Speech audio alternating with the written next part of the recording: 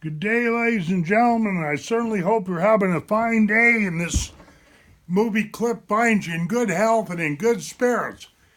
Okay, this is one of those videos I told myself a while back I was not going to make. This is not a clickbait video. This isn't a phony video. This isn't a drama video just to get views or anything like that. But I told myself I was going to kind of stay away, from these kind of videos just because they're hard for me to make. And I'm really deep down inside, I'm kind of a fun-loving kind of a guy. I really don't like a lot of drama and conspiracy videos and stuff like that. But anyway, this has nothing to do with this. This is a story from my experiences in Vietnam. Okay, I was in the signal. I've already told my story in bits and pieces on my YouTube channel here, but I was with the Signal Corps over in Vietnam. In fact, I was with the 1st Signal Brigade, 160th Signal Group, or Signal Company, however you want to put it, MAC-V Command. MAC-V stood for Military Assist Command Vietnam. I worked for Military Central Intelligence, and I was stationed at a place called Phu Lam. Okay, and I was around a lot of CID. Now, CID stands for Central Intelligence Division of the United States Army. I was around a lot of CIA spooks, them dirty bastards, and, and I was stationed at a place called Phu Lam, Phulam. Okay, now that place was located, in fact, if you don't believe me, my unit is on the web, www.phulam.com. Just go there and take a look. Okay, one of my main jobs was to run this outfit called the Josh Switchboard. It was not only a landline switchboard, it was the biggest communication outfit in Vietnam, plain and simple.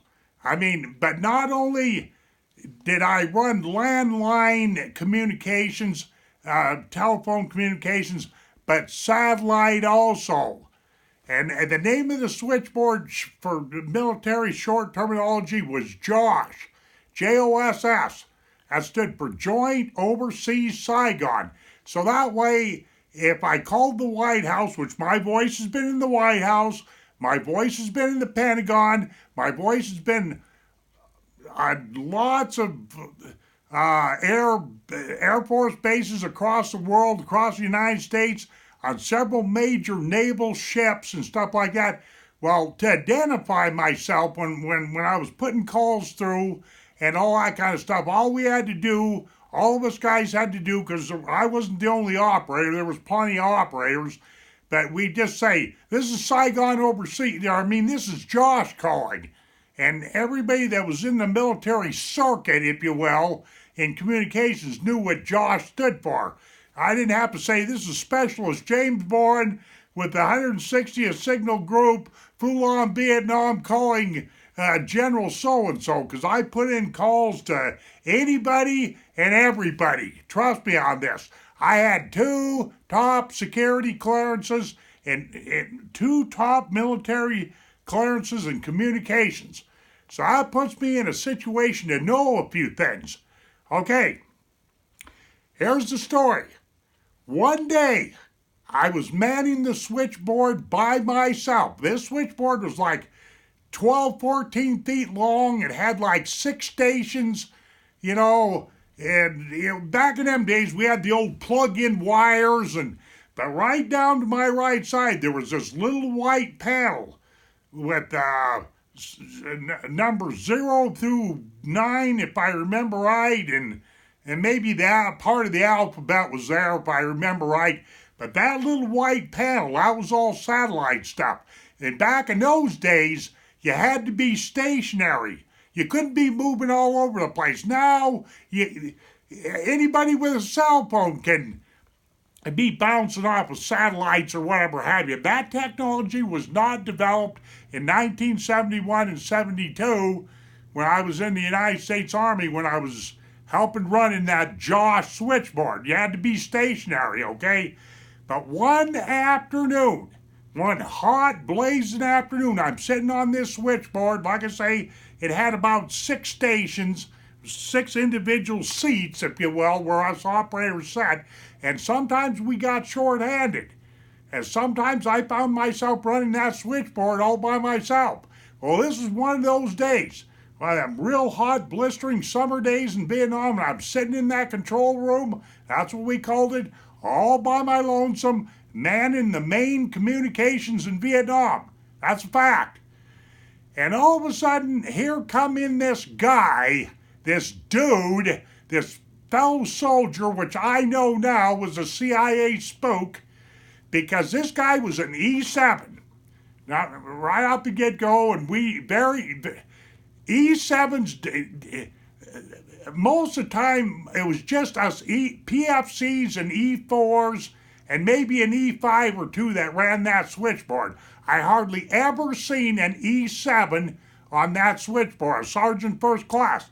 But here this guy came in there, and at first, I'm taking care of calls. I got my headset on and everything, and I wasn't paying a lot of attention, but I did notice him. He sat exactly 2 stations down from me. And he had all the rank insignia of an E7, which is a sergeant first class, and this guy was dressed in some really starched, clean, good-looking, high and tight khakis, a set of khakis. I remember that all too well.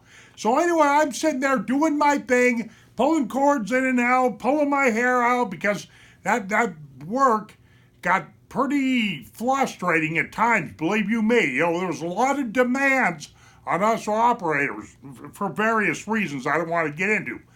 So this guy sat down there. He was to my left. Of course, you're looking at me, it's on your right, but it's my left. And he was down there about 10 minutes or so. And these headsets that we had, they were kind of Mickey Mouse little things, the microphone deal that came around like that. And you could, when you weren't busy handling sound in that headset, transmissions in that headset, you could hear various sounds throughout that control room. Well, this guy's down there, this E7, and he's talking. Now listen to me, this is the crux. This is the main point to this story. He's down there talking in some kind of Middle Eastern dialect. Arabic, the Arabic language or whatever. I know there's several in the Middle East. I'm talking Iran, Syria, all them places over there, Saudi Arabia or whatever have you. I know there's several dialects, but he's down there talking in one of those dialects, because it sure as the hell wasn't Vietnamese, because I understood the Vietnamese language. As a matter of fact, by the time my tour was over with Uncle Sam in Vietnam, I could almost speak Vietnamese, and that's a fact. And man, I'm kind of, looking down there at this guy, but not trying to stare too awful much. But he's real intent on, he's kind of sitting there looking forward, jabbering away in Arabic or one of them Middle Eastern dialects. And I'm thinking, and it was just so odd that this was going on. Now, you have to ask yourself, what in the hell would some E7 that I'd never even seen in our unit before, never even laid eyes on the guy, didn't know him from Jack Adam, well, what would a guy be doing on the main switchboard in Vietnam talking in Arabic? You follow where I'm going with this? We were in Vietnam. I was in Vietnam in 71 and 72. This would have happened, I don't know, sometime in the early part of 1972. But that's my main question to the viewers that are looking at this file. What in the world would some CIA spook be doing during the Vietnam War, talking in Arabic on my Josh switchboard? That's the question here. Well, after about 10 or 15 minutes went by, this guy concluded his business, and I kind of whirled around in my chair and faced him, and he whirled around and faced me, and we just made eye contact, like that. And I'll never forget this as long as I live. This guy kind of had a ruddy complexion. He looked like he was about 35, 38 years old. He had kind of blondish, reddish hair and steely blue eyes. I'll never forget that as long as I live. Perfect Nazi-looking SOB. I'm going to repeat that. A perfect Nazi-looking CIA spook if I ever seen one. Simple as that. And he gave me one of them stares, one of them dagger stares, like, don't ask and I won't tell. Don't dare ask me anything. And back in my man's army, back in my day, you didn't go around questioning what a sergeant first class was doing, because he outranked me, for one thing, by 3 stripes. I was an E4, a specialist 4th class is all. Same thing in hard stripes as a corporal, okay? But and nothing else happened. The guy, just kind of stared at me, gave me that dagger look, that little squinty-eyed look. I tell you, if I had that to live all over again, I would have questioned him. That's bothered me ever since the Vietnam War. I would have asked that guy, what in the hell were you doing on my switchboard? And matter of fact, who are you? That kind of stuff. But we had such heavy security around that compound that I knew he had to have the proper credentials to get in there. I mean, we were heavily fortified, especially when it came to security. I worked for a light colonel. I didn't answer to a captain, a first shirt, or anything like that. I answered to a light colonel. And that light colonel made damn sure that unit of ours at Fulham was packed a lot of security. He was real big on that. But if I had that time to live all over again, I would have questioned that guy and trying to find out what the hell he was doing. But I'm sitting here to tell you, ladies and gentlemen, I can only guess on this, but I am sitting here to tell you that I believe that the United States government was mixed up in some kind of plans to start the hubbub in the Middle East, or the oil wars, or the terrorist wars as early as the early 1970s. Because that E7 had no business sitting on my switchboard talking in Arabic during the Vietnam War. You follow where I'm going with this? It is my contention that the United States, like right now, what is it? April 6th today? Forgive me if I got the date wrong. April 6th of 2018, and I can guarantee you that some asshole or some evil-minded person or some warmonger or a bunch of them are planning another war, 3 or 4 years down the road.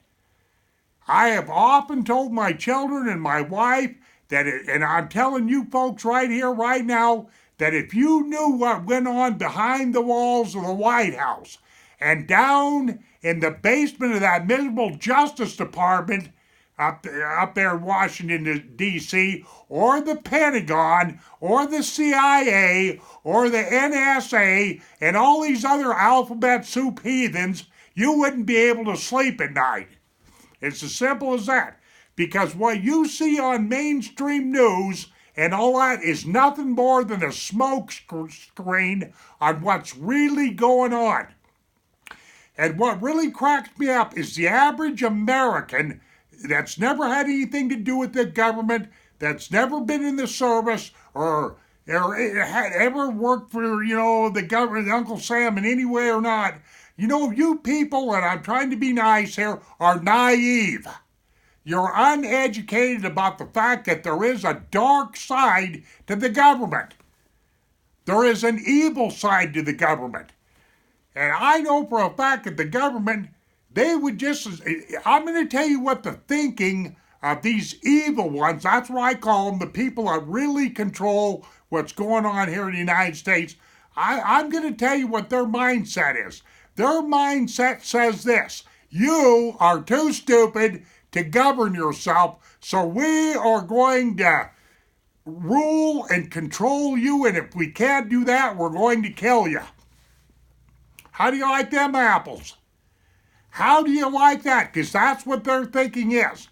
And people that work for certain factions of the government, like these CIA spooks and all, a lot of these so-called intelligence agencies, they don't care how many people die. They don't care how many wars are being made.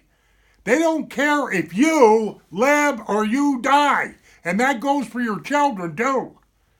That's a fact, because they feel that you are too stupid to govern yourself.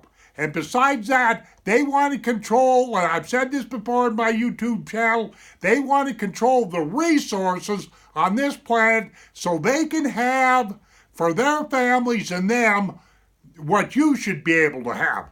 Because if you're poor white trash, you mean nothing to these people. If you're poor black people, if you're ghetto people, you mean nothing to these people. If you're real sick and you're elderly and stuff like that, you mean nothing to these people.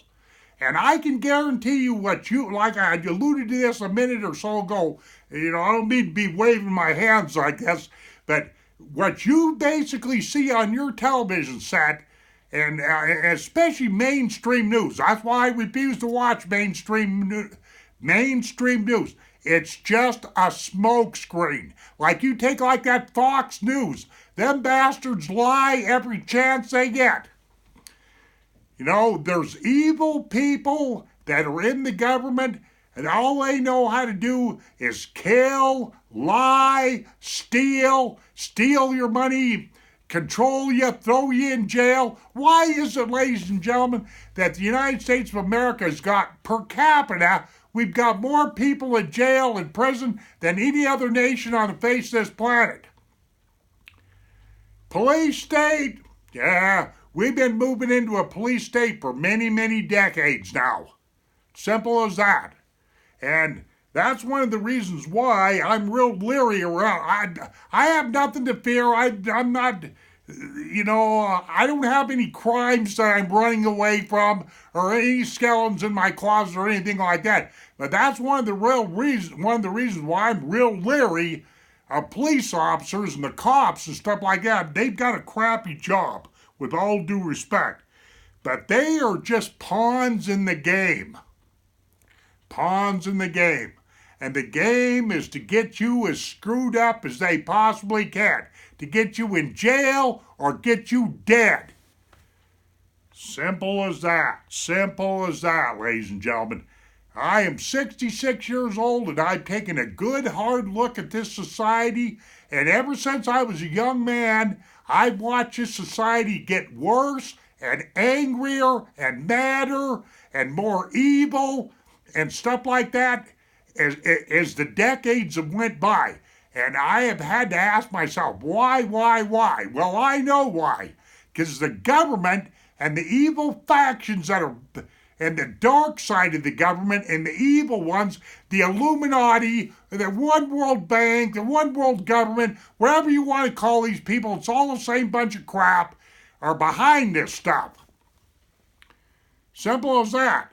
And a lot of these politicians, and the ones that are real naive and stupid, they're not let in on the inner circle, And well, before I shut this video off here, I'm going to say this much too. We haven't had a decent president in many, many, many decades now. I think JFK, John Fitzgerald Kennedy, was the last president that we had that was worth a shit. You take like the last bunch of heathens that came to, like Donald Trump. Look at what this clown's doing. Half his White House staff has deserted him. He's up to his neck in problems with prostitutes or his past social behavior. And by the way, all that stuff is a smokescreen because there's something else going on, just like I alluded to. And all these promises that he made, where are they? Besides nowhere. You know? And you take like that last Bush that we had in there, you take like Obama, hey, he's another little socialistic, communistic minded sucker. Yeah, George W. Bush, that guy ought to be tried for treason against humanity. Crimes against humanity himself. Same with the old man Bush. Same with Billy Clinton. I hated that guy with a passion. He was a big liar. You know, I smoked, but I didn't inhale. I did not have sex with that woman. You see what I'm getting at? All these people know how to do is lie, cheat, and steal. But I just thought I'd tell that one story that happened to me, and it's a true story, and I don't care if you believe it or you don't believe it. But this is what's going on, ladies and gentlemen. What I am telling you to do is get as far away from the government as you can, and don't trust the average worker that works for the government, especially lower echelon people. They don't know what's going on. You know, you have to get up in the upper ranks, the upper tier of the government before they start letting you in, start opening up their little secret doors and whatnot have you. So I'm not telling anybody here to hate everybody that works for the government. But, you know, like the NSA people, some of these FBI people, the CIA people, and especially that crooked Justice Department, they're about as evil as they come. You got to keep a wary eye, because if you don't, you're being deceived. So that's all there is to it. That's the end of my story. This video file is probably way too long. I don't like making real long video files because it takes me so doggone long to upload them. Okay, just something to think about, ladies and gentlemen. Thank you very much for watching the movie file. You know, we'll see you on down the trail. Thanks, and take care of yourselves.